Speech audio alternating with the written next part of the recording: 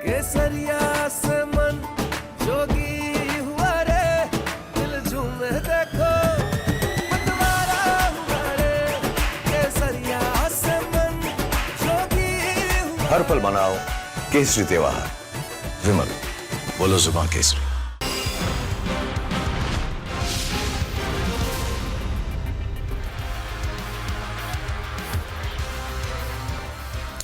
नमस्कार, बहुत स्वागत है आपका। मैं हूं आपके साथ विवेक। शाम के 5 बज रहे हैं और वक्त है आपको खबरों के मास्टर एंगल से रूबरू करवाने का। शुरू करने जा रहे हैं मास्टर स्ट्रोक। आज सबसे पहले बात करेंगे झारखंड में पल रहे उस छात्र आंदोलन की जो विपक्ष को नजर ही नहीं आ रहा। दिल्ली के जंतर मंतर में छात्रों के नाम पर हो हल्ला करने वाला विपक्ष अब मौन साधे बैठा। कॉकरोच भी झारखंड तक नहीं पहुंच पा रहे क्योंकि विपक्ष बिजी है नौटंकी करने में। नौटंकी खुद को सनातनी दिखाने की। दिल्ली से लेकर लखनऊ तक सनातन के नाम पर वोट जुटाने की कवायद चली जा रही है। समाजवादी पार्टी हो या फिर कांग्रेस हो, जान गए राम जी करेंगे बेड़ा पार और इसीलिए नौटंकी चल रही है।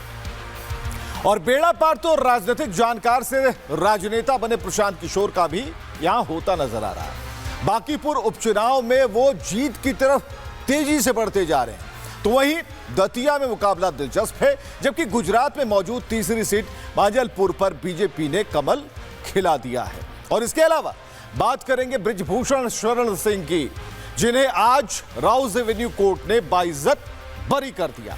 उन पर महिला पहलवानों ने शोषण के आरोप लगाए थे, लेकिन कोर्ट ने सबूतों पर नजर रखी, न कि आरोपों पर।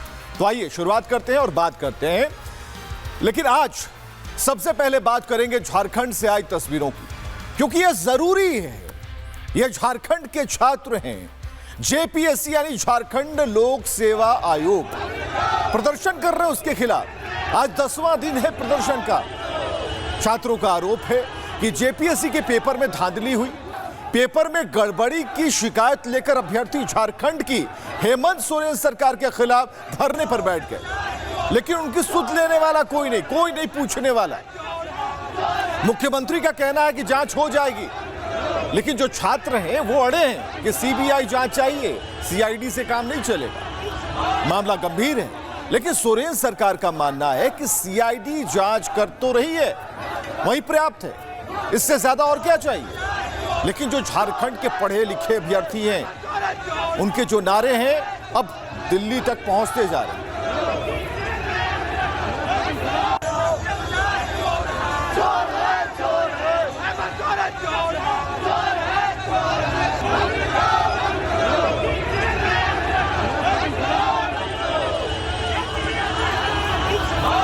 तो झारखंड की सड़कों पर यह कोई मशाल जुलूस नहीं है, यह छात्रों का प्रदर्शन है।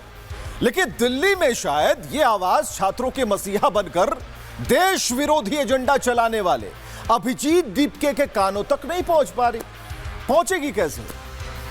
उनके मतलब का मसाला नहीं है ये। झारखंड में झारखंड मुक्ति मोर्चा और कांग्रेस की सरकार है, तो वहां तो दीपके की आवाज नहीं खुलने वाली। जंतर मंतर में छात्र हित की डींगे हाँकते वक्त तो दीपके ने वादा किया था कि छात्रों के लिए सीजेपी खड़ी रहेगी। कहां है दीपके? कभी एयरपोर्ट पर, कभी एसी कमरे में बैठकर संघर्ष की कथाएं चल रही हैं, कथाएं सुनी जा रही हैं। झारखंड के जो छात्र हैं अपनी आवाज उठा रहे हैं। क्या कह रहे हैं दीपके, जरा देखते हैं। रात को ही मेरी उनसे बात हुई और मैंने उनसे बात की और मैंने उनको पूरा अश्योरेंस दिया उनको कि आपकी जो भी डिमांड्स है हम पूरी तरह आपके साथ हैं और आप संघर्ष करते रहिए। जैसी मेरी तबीयत ठीक होती है मैं खुद वहां जाऊंगा। अभी क्योंकि मुझे टाइफाइड हो रखा है तो इसलिए मैं ट्रैवल नहीं कर पा रहा हूं। यह है अभिजीत दीपके अपने हुड़दंगियों के साथ पार्टी करते वक्त एकदम ठीक थे, बिल्कुल चंगे दुरुस्त। मतलब छात्रों की बात करके मलाई लूट ली और फिर चल दिए अपने घर। पार्टी ऑल नाइट यही धुन बज रही थी। अब जब झारखंड की बात आ गई तो साफ सुन गया, क्योंकि वहां तो कोई धर्मेंद्र प्रधान था ही नहीं, ना इस्तीफा मांगने के लिए। वहां थोड़ी ना तानाशाही की सरकार है, वहां तो रामराज, सब कुछ रामराज। छात्र खामखा हल्ला पीट रहे हैं। झारखंड में जो है सब कुछ झूठ है, यही दीपके का कॉन्सेप्ट है। तो दीपके ये तस्वीरें देख लो भाई, ये झारखंड की राजधानी रांची है, जहां प्रदर्शनकारी छात्र भीग रहे हैं क्योंकि हेमंत सरकार ने उनके तंबू को उखड़वा दिया है। ये नहीं दिख रहा है, ये अभिजीत दीपके को नहीं दिख रहा है, राहुल गांधी को नहीं दिख रहा, केजरीवाल को नहीं दिख रहा, नहीं दिखेगा। कोई भी ऐसा व्यक्ति नहीं होगा जो धृतराष्ट्र की शक्ल में या फिर उसकी तरह दृष्टि रखता हो। हमें लेकिन दिख रहा है, बिल्कुल फोकस में, हमारे फोकस में रिपब्लिक भारत को बिल्कुल क्लियर दिख रहा है। इसके कैमरे दिल्ली के वक्त भी तस्वीरें दिखा रहे थे और आज झारखंड की राजधानी रांची में जो हो रहा है वो भी डंके की चोट पर हम दिखा रहे हैं, क्योंकि देश के लिए ये सीन देखना जरूरी है कि ये छात्र हैं, अपनी मांगों को लेकर हैं। लेकिन एक सवाल है, सवाल क्या है? सवाल है, बड़ा सवाल है कि जिम्मेदार कौन है? झारखंड में परीक्षा में हुई धांधली के खिलाफ जो आंदोलन खड़ा हुआ, उसने झारखंड सरकार की चूल्हे हिला दी। बिल्कुल प्रॉपर लाइन है, चूल्हे हिला दी। लेकिन जिम्मेदार कौन है? हम आपको बता रहे हैं। क्या परीक्षा आयोजित करने वाली संस्थाएं और एजेंसियां जिम्मेदार हैं? क्योंकि जेपीएससी ने इन परीक्षाओं की जो जिम्मेदारी है वो निजी आउटसोर्सिंग एजेंसियों को दी थी। यह परीक्षा टीडीपीएल यानी TSR data processing private limited नाम की कंपनी करा रही थी। जांच में इन एजेंसियों पर डेटा से छेड़छाड़ और सुरक्षा में सेंध लगाने के आरोप लगे, या फिर इस आयोग के पदाधिकारी इसमें पूरी तरह जिम्मेदार है जिन्होंने ये टेंडर ही दिया।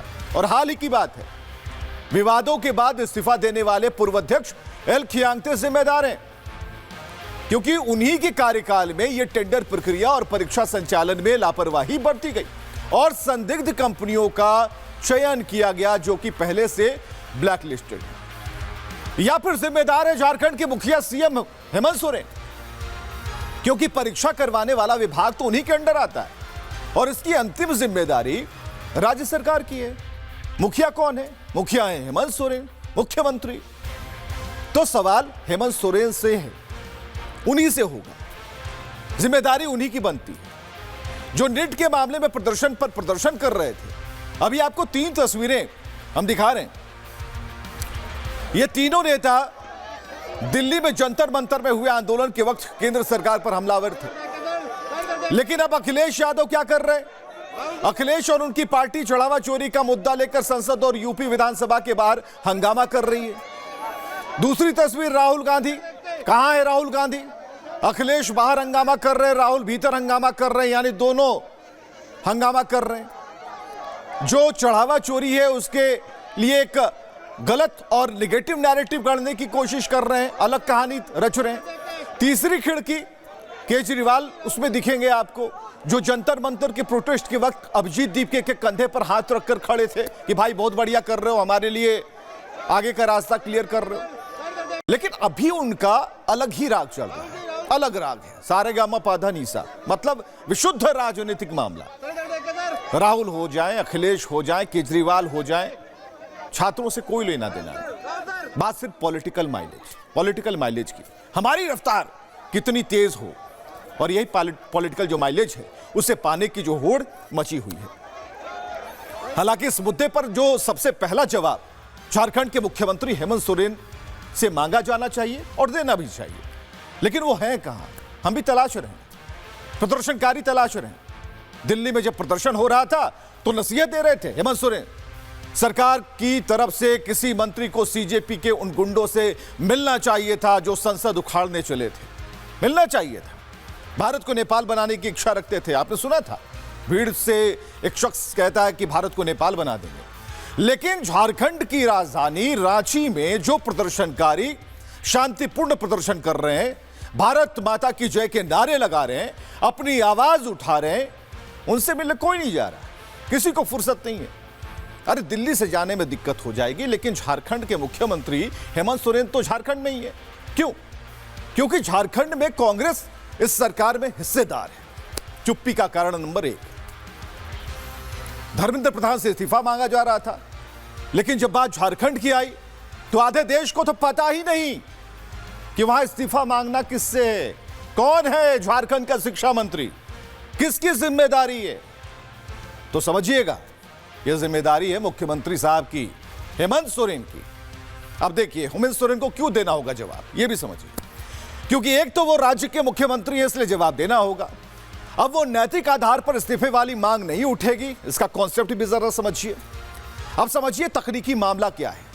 जेपीएससी यानी ये परीक्षा कराने वाला विभाग सीधे तौर पर कार्मिक प्रशासनिक सुधार तथा राजभाषा विभाग के अंतर्गत आता है और ये विभाग हेड करते हैं, लीड करते हैं मुख्यमंत्री हेमंत सोरेन। जेपीएससी हो, जीएसएससी हो, राज्य की तमाम सरकारी भर्ती से जुड़ी प्रशासनिक नियंत्रण परीक्षाएं हो, नीतिगत फैसले हो, तो इसकी पूरी जवाबदेही सीधे मुख्यमंत्री हेमंत सोरेन के पास है। यानी इस पेपर लीक के जिम्मेदार भी हेमंत सोरेन ही हुए। लेकिन कोई इस्तीफा नहीं, कोई नहीं मांग रहा। क्यों भाई? सरकार में भागीदारी इसलिए, या फिर झारखंड के छात्रों की परेशानी दिखाकर आपका एजेंडा पूरा नहीं पड़ता इसलिए?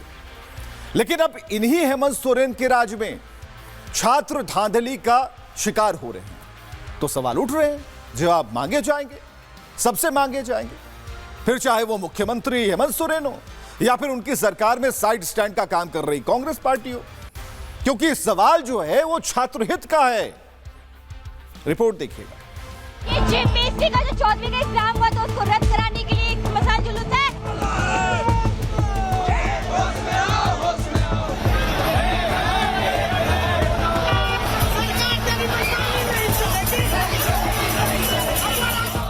झारखंड की राजधानी रांची, जो यहाँ के मुख्यमंत्री है वो छात्र विरोधी सरकार है और उन्हें अपने पद से अविलंब इस्तीफा देना चाहिए। सड़क पर बैठे जेपीएससी अभ्यर्थी, हाथों में व्यवस्था विरोधी तख्तियां, एक ही नारा, सीबीआई जांच चाहिए।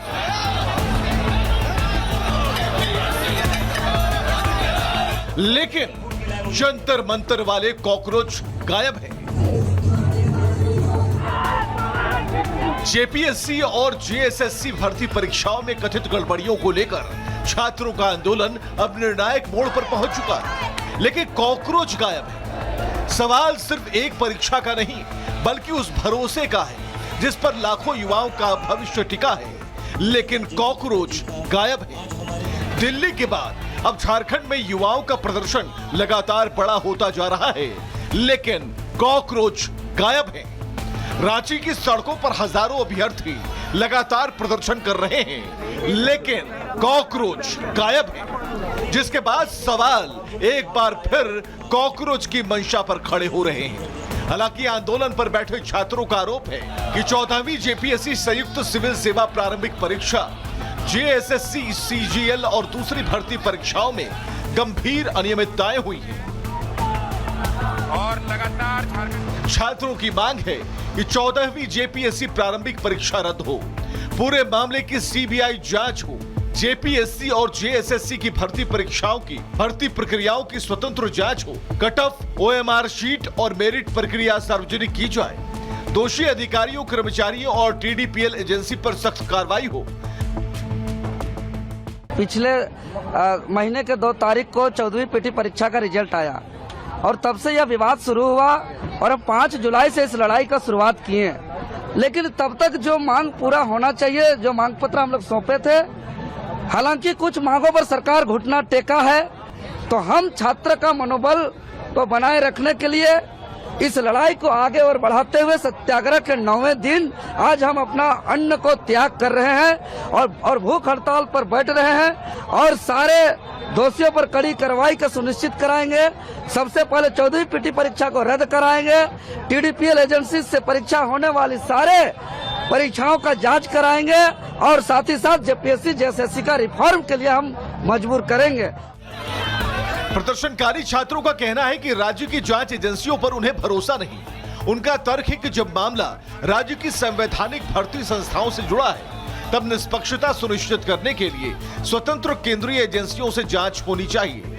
हालांकि राज्य सरकार का कहना है कि सीआईडी जांच कर रही है और वही पर्याप्त है। ऐसा नहीं कि जेपीएससी के ऊपर पहली बार आरोप लगे हों। जेपीएससी शुरुआत से लेकर अब तक अभ्यर्थियों का भरोसा नहीं जीत पाई है। पहली जेपीएससी 2003 जब कॉपियों के मूल्यांकन में बड़े पैमाने पर हेराफेरी सामने आई, भाई भतीजावाद के आरोपों के बाद परिणाम पर विवाद हुआ। छठी जेपीएससी 2016-2020 और एक ही परिवार और रिश्तेदारों के चयन के गंभीर आरोप लगे। मामला हाईकोर्ट और सुप्रीम कोर्ट तक चला गया। 7वीं से 10वीं जेपीएससी 2021-2022 कट ऑफ मार्क में भारी उछाल, एक ही सेंटर से दर्जनों छात्रों के पास होने का आरोप। 11वीं जेपीएससी प्रारंभिक परीक्षा मार्च 2024, चतरा और जामताड़ा समेत कई केंद्रों पर प्रश्न पत्रों की सील खुली मिली।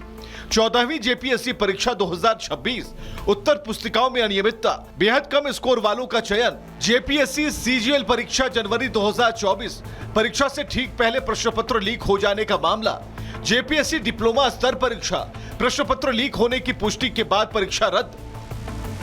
तो तारीख दर तारीख गवाह है कि जेपीएससी तब से लेकर अब तक खुद को नहीं सुधार पाई, और जब पानी नाक के ऊपर से गुजरने लगा तो छात्रों के पास इसके अलावा कोई चारा नहीं बचा कि वे आंदोलन पर बैठ जाएं, और यही हुआ। जब 14वीं प्रारंभिक परीक्षा पीटी के नतीजे 2 मई को घोषित हुए, 5 जुलाई को यह आंदोलन शुरू हुआ, 7 जुलाई को गवर्नर से मुलाकात हुई, 8 जुलाई को पुतला दहन करके विरोध प्रदर्शन हुआ, 20 जुलाई को मुख्यमंत्री से मुलाकात हुई और सबूत सौंपे गए, और इसके बाद आधिकारिक कार्रवाई शुरू हुई।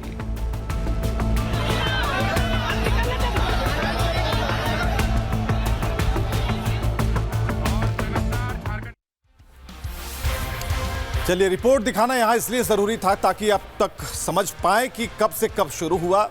भाई हम ही सब कुछ कहेंगे तो कैसे काम चलेगा, कुछ छात्रों को कहने दीजिए। और हम और छात्र दोनों इसलिए बैठे हैं ताकि हम देख पाएं कि हेमंत सोरेन कब तक कुछ बोलते हैं। हालांकि 10 दिन हो गए, हमारा भी इंतजार बिल्कुल ऐसे ही चल रहा है, और छात्र जो हैं इंतजार कर रहे हैं वहां जयपाल सिंह स्टेडियम में।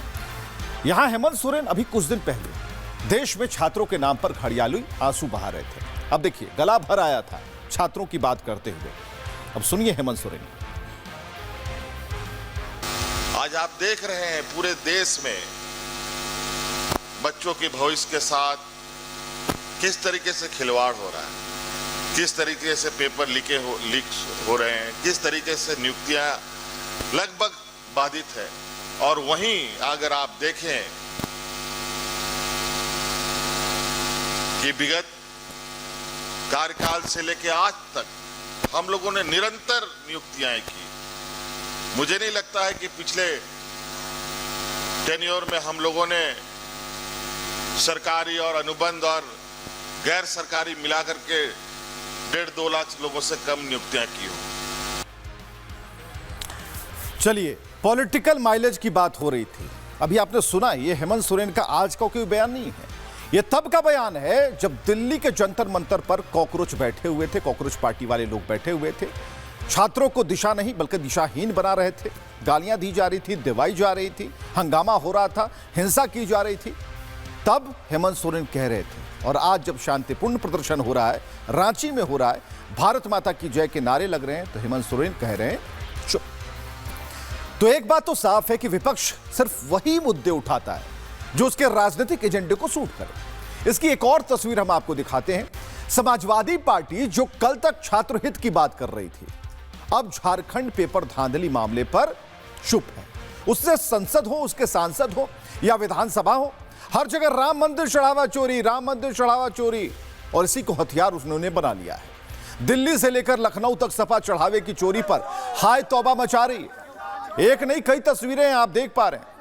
यह संसद का परिसर, पहली तस्वीर, जहां पर एक भयंकर नाटक समाजवादी पार्टियों की तरफ से किया गया, और समाजवादी जितने लोग थे, जो सांसद हैं, उन्होंने लाल टोपी लगा रखी थी, उनकी सहभागिता डब्बा रखने से लेकर और पर्चा दिखाने तक।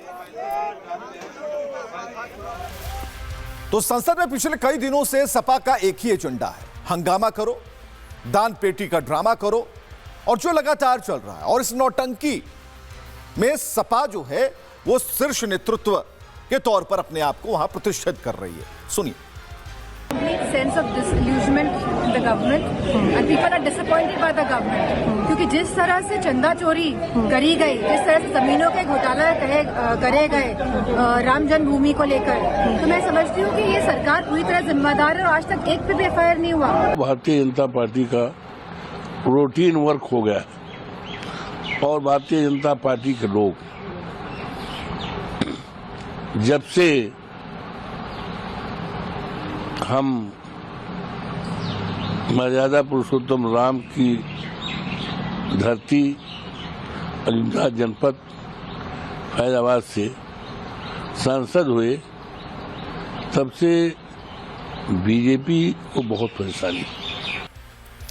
चलिए, दोनों ही बयान आपने सुना। मतलब सपा संसद हो या फिर विधानसभा, दिल्ली हो, लखनऊ हो, सभी जगह चढ़ावा चोरी के मुद्दे को भुनाने में लगी है, क्योंकि उत्तर प्रदेश में अगले साल चुनाव है।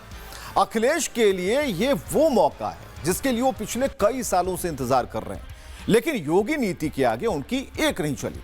लेकिन सपाइयों को उम्मीद है कि तुष्टीकरण की जो राह उसे छोड़कर एक नई राह पकड़ी जाए, हिंदुत्व पर फोकस किया जाए, हाय तौबा मचाया जाए, कुछ तो वोट मिल ही जाएंगे। पूरा गणागणित क्या है यह आपको रिपोर्ट में दिखाते हैं।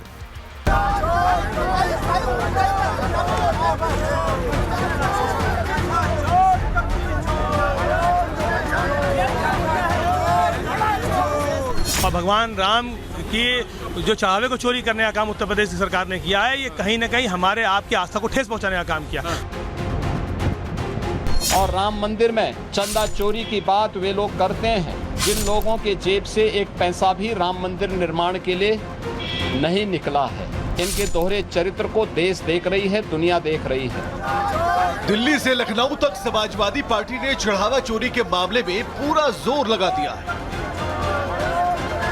दिल्ली में अखिलेश और डिंपल समेत शीर्ष नेतृत्व इस पर लगा हुआ है, तो उधर लखनऊ में विधानसभा के बाहर भी पोस्टर और बैनरों की भरमार है। विधानसभा सत्र के पहले दिन आज समाजवादी पार्टी के विधायक बड़ी संख्या में चौधरी चरण सिंह की प्रतिमा के नीचे प्रदर्शन कर रहे हैं। तस्वीरों में अगर आप देखें तो देख सकते हैं कि यहाँ पर अलग अलग तरह के बैनर पोस्टर लेकर ये लोग यहाँ पर पहुंचे हुए हैं। और अगर आप ये देखें तो चंदा चोर गद्दी छोड़ के जाने के साथ साथ दान का पैसा कहा गया है बीजेपी के खाते में, ऐसे तमाम चीजें लेकर यहाँ पर पहुंचे हुए हैं। और इसी के साथ साथ अगर आप देखें तो नीट है या चीट है, कई मुद्दों पर बीजेपी को इस सदन में घेरने की तैयारी चल रही है। अगर आप देखें तो दान पात्र लेकर पहुंचे हुए हैं, दान पेटी लेकर पहुंचे हुए हैं और तमाम नारे खासतौर पर दान पात्रों को लेकर हैं।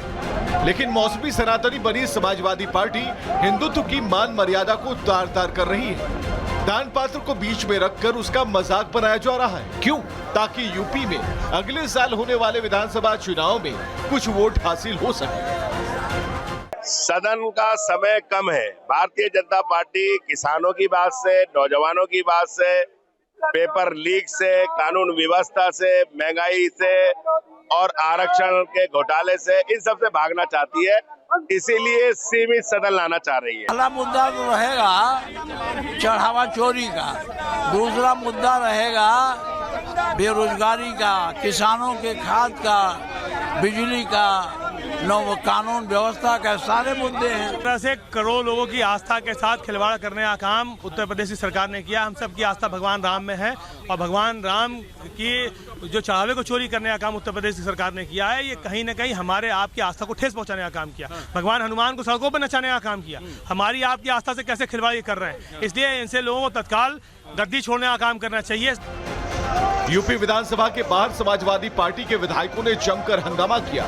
सपा ने आरोप लगाया कि बीजेपी ने राम मंदिर के चढ़ावे में चोरी की। हालांकि बीजेपी ने दो टूक कह दिया कि यूपी में सपा के पास कोई मुद्दा नहीं बचा, इसलिए हंगामे के अलावा कुछ और नहीं कर रहे। कौन कमोए नहीं बा इनके लगे, जनता ने हटा दिया तो आके ये अपना फोटो छपाने के चक्कर में है। सर आज से सत्र की कार्रवाई अब हो गया, बहुत बढ़िया, बहुत बढ़िया। समाजवादी पार्टी हो, चाहे कांग्रेस पार्टी हो, चाहे आम आदमी पार्टी हो, ये सदा हिंदू होने का ढोंग तो करते हैं, लेकिन इनका पूरा आचरण हिंदू विरोधी होता है, राम भक्तों का विरोधी होता है, शिव भक्तों का विरोधी होता है, कृष्ण भक्तों का विरोधी होता है। इसलिए इनकी राजनीति की जो नाव है वो डूबने वाली। इसलिए अखिलेश यादव जी की यह नौटंकी उनके काम आने वाली नहीं। उनका 2022 से बहुत बुरा हाल 2027 में होने वाला है। और सिर्फ यूपी नहीं बल्कि दिल्ली में यही हाल है। समाजवादी पार्टी के सांसद संसद के बाहर फिर एक बार चढ़ावा चोरी के मामले को हवा देने की कोशिश में लगे नजर आए। संसद के बाहर तो सपा सांसदों ने चंदे के लिए हजारों रुपए जुटाए और यही दावा किया कि ये सीधे राम मंदिर जाएंगे, बीच में कोई घपला नहीं होगा। यानी दिल्ली से लेकर लखनऊ तक सपा सनातन का एजेंडा साधने की तैयारी में है। छात्रों के मुद्दे पर खास माइलेज नहीं बटोर पाए अखिलेश को राम मंदिर के चढ़ावा चोरी मामले से उम्मीद है कि ये मुद्दा यूपी में उनकी डूबती नैया पार लगा सकता है। इसी वजह से दिल्ली हो या लखनऊ, सपा इस मुद्दे पर बढ़ चढ़कर लगी हुई है।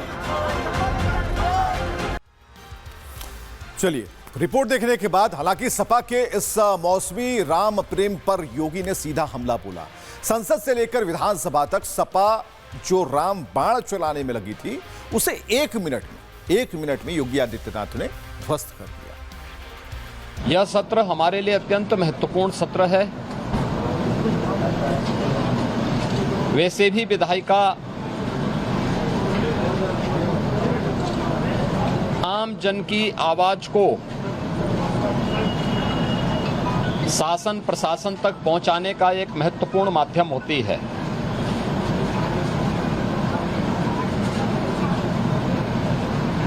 गरीब, किसान, युवा और महिला, इनसे जुड़े हुए मुद्दों पर चर्चा करने, समीक्षा करने और उसे परिणाम तक पहुंचाने का सबसे अच्छा प्लेटफॉर्म संसदीय प्रणाली में कोई है तो वह विधायिका होती है। पिछले 9 वर्षों में इसी संवाद से जनप्रतिनिधियों के द्वारा उठाए गए मुद्दों की समीक्षा करने के उपरांत बनी हुई योजनाओं के माध्यम से ही हम प्रदेश में कुछ बेहतर करने का प्रयास कर पाए हैं। उत्तर प्रदेश के परसेप्शन को बदलने में, आमूलचूल परिवर्तन करने में हमें सफलता प्राप्त हुई है।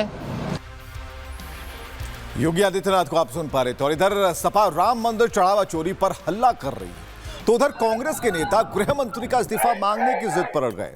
मॉनसून सत्र का एक भी दिन ऐसा नहीं गया जिस दिन सदन के अंदर और बाहर विपक्ष ने हंगामा ना किया और इस बार कांग्रेस नेताओं ने संसद के बाहर नारेबाजी की। जरा देखिएगा।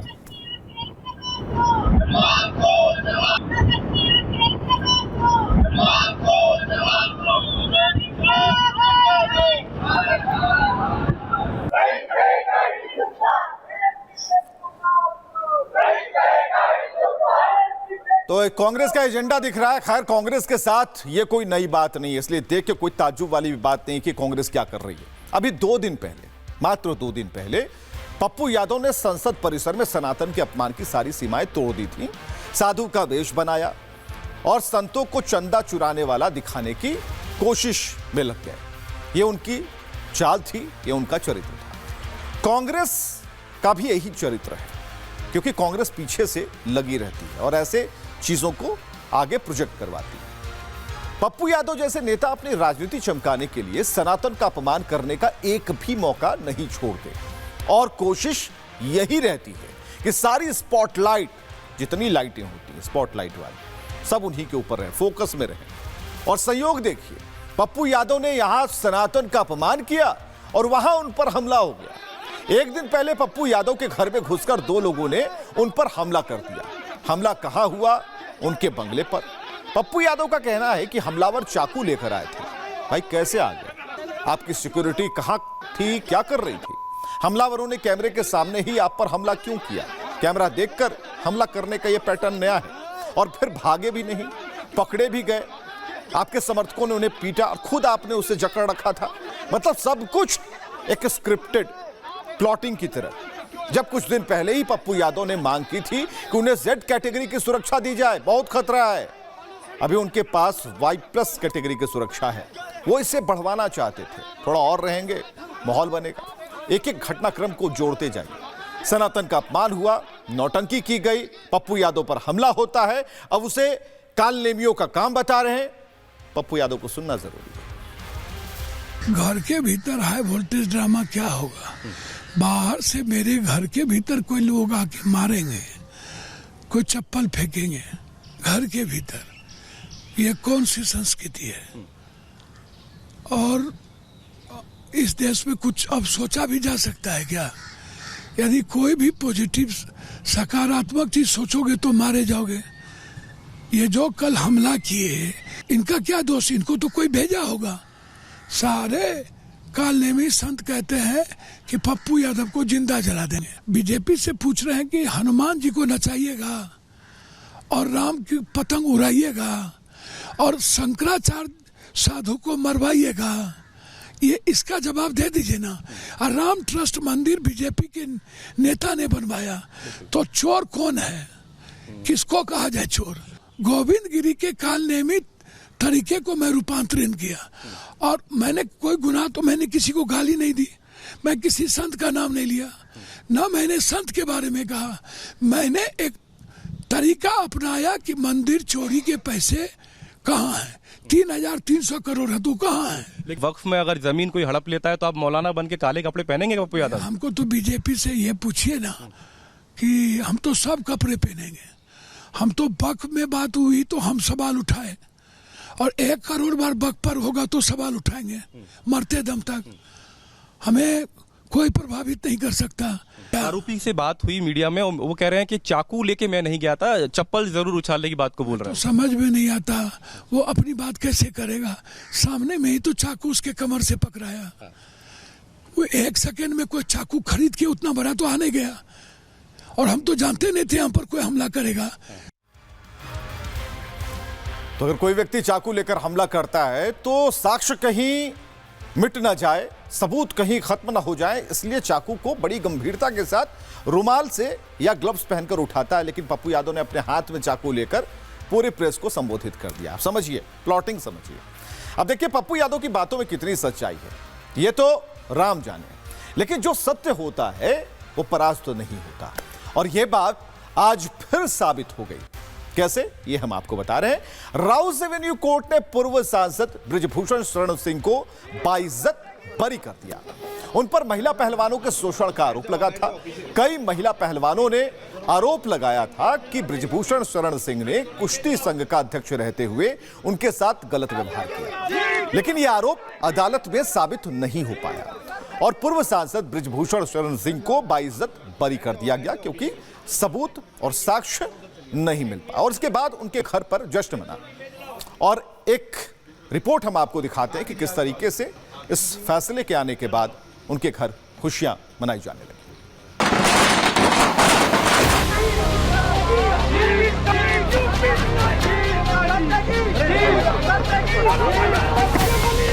पूर्व सांसद बृजभूषण शरण सिंह बाइज्जत बरी।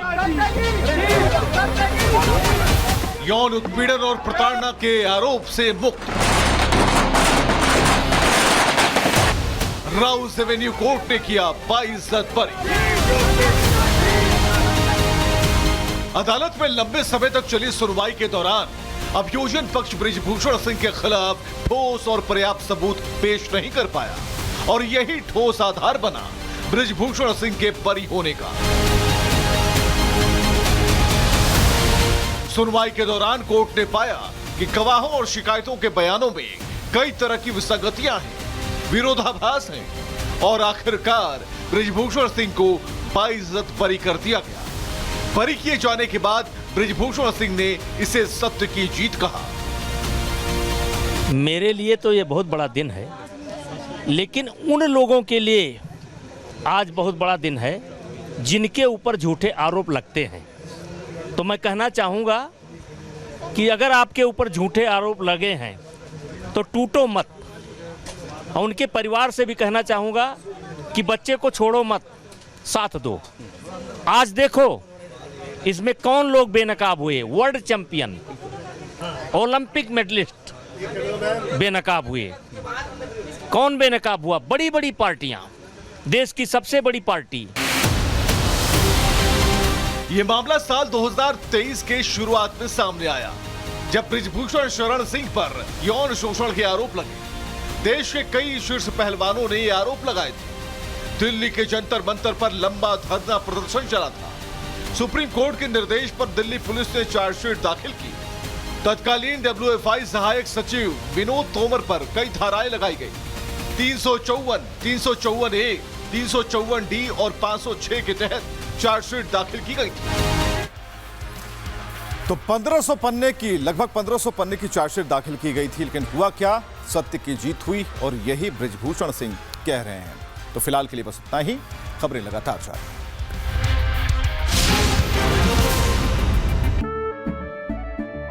केसरिया से मन जोगी हुआ रे, दिल झूमे देखो मतवारा हुआ रे। केसरिया से मन जोगी हुआ। हर पल मनाओ केसरी त्योहार। विमल, बोलो जुबान केसरी।